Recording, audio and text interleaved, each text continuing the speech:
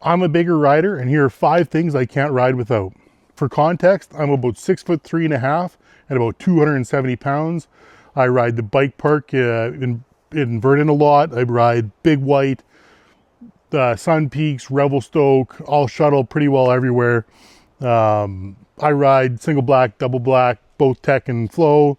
So these things that I have on my bike are things that I've learned over the years that I just absolutely need. Starting out at number 1 is pedals. So I've got the Chromag Daga pedals, and I had the One Up pedals prior to these. Then I bent the spindles pretty early on after I bought the pedals. It was probably like within a week the spindles were bent. Super annoying, and you can feel that every time you're pedaling uphill. It kind of throws you off. I didn't really like that, so I bought these Daga pedals. You can see here the platform's a lot bigger and a little bit more robust, and I haven't bent them yet. They've had them for about 2 years now.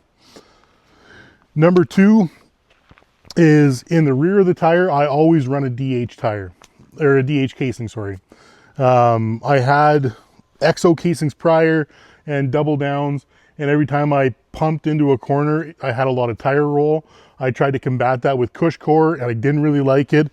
I just went to DH casings and haven't had an issue since. I typically run about 29 psi in the rear tire and about 27 in the front. I could probably go up a little bit more in the rear, then it would probably save me some casings, but I much prefer traction over longevity of a tire. Number 3, we got rims. So like I said, I ride a lot of like technical trails, a lot of jump trails, and if I case or if I pick a bad line that just absolutely hangs up my rear tire, I was blowing through a lot of wheels. I switched to the DT Swiss EX511 rim about three and a half years ago, and I haven't blown a single rim since, knock on wood. These have been pretty bomb proof, and I've had pretty much everything prior to that, and it didn't matter. I just destroyed them. So for bigger guys, we need that rigidity, and especially if you're going to be like casing jumps like I do all the time, you definitely need that heavy duty rim. Number 4, brakes.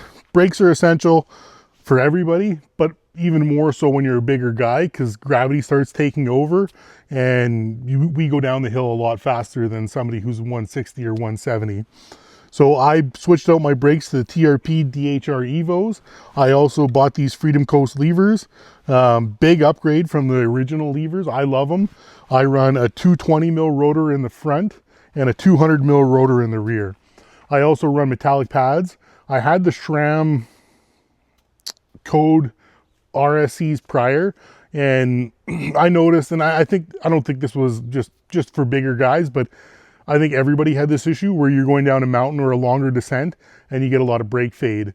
And I don't get that with these TRP brakes, but that being said, there is a lot of other good brakes out there, like the Hayes Dominions and a few others that probably do just as good of a job, but I don't have a lot of experience with. The TRPs just haven't let me down yet. And sticking to the front of the cockpit, a bigger guy, 6'3", 6'3.5". I'm pretty well top tall. I don't have a lot of leg length to me. So I need a 500 to 510 mil reach bike, but I also combine that with a 50 mil rise bar. And it just puts you a bit more of an upright position and makes it a little more comfortable for those longer descents, so you're not completely hunched over like this the whole time, down like this. It kind of puts you up a little bit higher so you get a better line of sight down the mountain as well. Yeah, so those are 5 of the things that I do on every bike that I run. And I guess another tip would be work on your grip strength. I've got a thing that I bought on Amazon, and you just constantly go like this. It just builds up your grip strength, and it helps for those longer descents. As bigger guys, like if you're 220 plus, it takes a lot more effort to hold on to a bike than somebody who's like 160 or 170.